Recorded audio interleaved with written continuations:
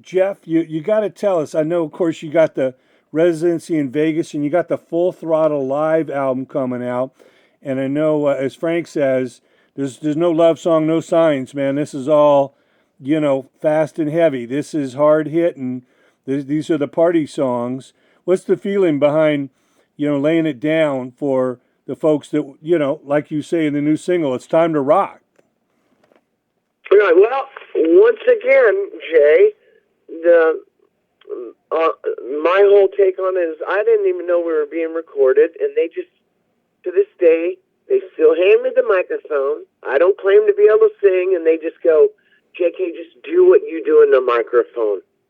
And that's what I do, and I don't even realize we're being recorded, and that's the way I like it, because that way I'm just not thinking about it. I'm just laying it out. We're all up there just laying it out and gelling together as a band. And, don't think about your being recorded. Just be yourself.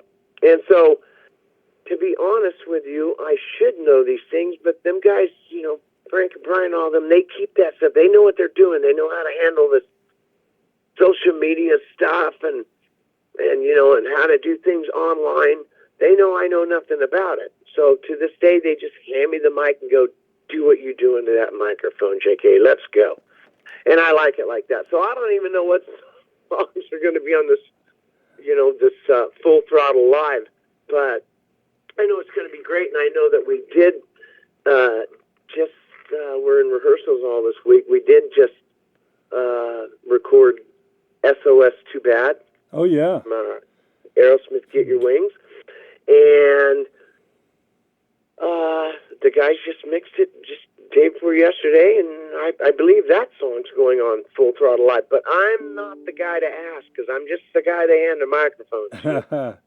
Well, we love you for that, man, and I know the fans love it. And these days, you could put out a single like Cold Blue Steel or Time to Rock and not have to worry about doing a whole album at once, get the fans excited, come out to the shows, let that next album kind of, develop over time. And, it's kind of nice these days. You can do it yourself, without a record label and without people telling you what you should sound like and what you should do.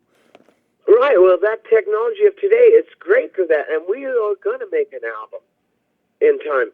We love writing songs. We love just writing songs. And what's nice about today's technology is you can just have people, download it, on their phone or whatever. And really, the guys were explaining to me a while back how it works. That they said, Jeffrey, really, it's just new technology in a different form. But really, back in the day, that's how everybody released songs, a single. It was on the 45 record, right? Yeah. People used to release it on the little 45. Yeah, you spend like 69 cents at the drugstore, man. You had two songs, A-side and a B-side. You had the single on that little 45 record, and on the other side it's called a B-side. Yeah, that's how we started, man. Begging our mom or somebody to, buy those songs we heard on the radio or heard about, down at Kresge's or Woolworth's or whatever little drugstore they had in town. They had a little 45 That's right. And hey, if you go back to Hank Williams, he was just live on the radio, and they recorded, and gosh, the mighty Hank Williams just, he just would sing it live on the radio, and they go, oh my gosh, it's a hit. Yeah, it's a hit. It's a hit. Yeah, Elvis and Jerry Lee Lewis, all those guys were recording like live to tape. Sure. So we're going to get back to making another record because we love putting a record together. But right now, at this point, we can just release singles, and we love it. The people love it, and it's wonderful having today's technology to be able to do that. But we always have in the works, we want to put a record together. We like making records still, Well, another kindred spirit that we have is we were both born in 58. And right. If you look at the rockers, man, besides Nikki Sixx and Prince and Michael Jackson, Madonna, I mean, there's so many Rocker's born in 58. Clem Clemson, that guitarist that played on 30 Days in the Hole, Humble Pie. I mean, the more I look at it, the more I'm seeing us, 58ers, man. We're young, and the music keeps us young. I'm telling you, hey, man, I used to watch on like the Ed Sullivan Show or whatever it was, the Jackson 5. Oh, baby, give me one more chance. Won't you please let me back in your arms? Oh, darling, I was blind to let you go.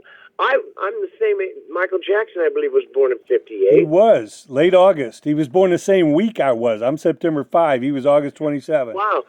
Okay, well, I'm a couple months later than you guys. But I used to sit here as a 7, 8-year-old kid watching him on Ed Sullivan or whatever show it might be, and watching this young kid my age just tearing it up in the Jackson 5. And I used to, and one time growing up in Georgetown, they had, I think it was called, they call them Honey Smacks now, but back then they weren't afraid to use the word sugar, and they were called, sugar, Sugar Smacks. whatever it was, Sugar Smacks, whatever. And then after time, they went, well, maybe we should put the word sugar in there, because they call them Honey Smacks now, but they were called Super Sugar Crisp back then. And they had, a friend had a box of that cereal, and we cut out with scissors.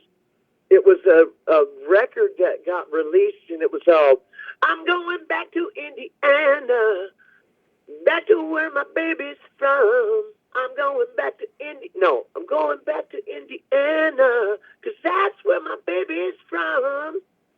Yeah. Oh, yeah, man. Evidently, they came from Gary, Indiana. But we cut that little cardboard thing out, found somebody with a record player so we could listen to it.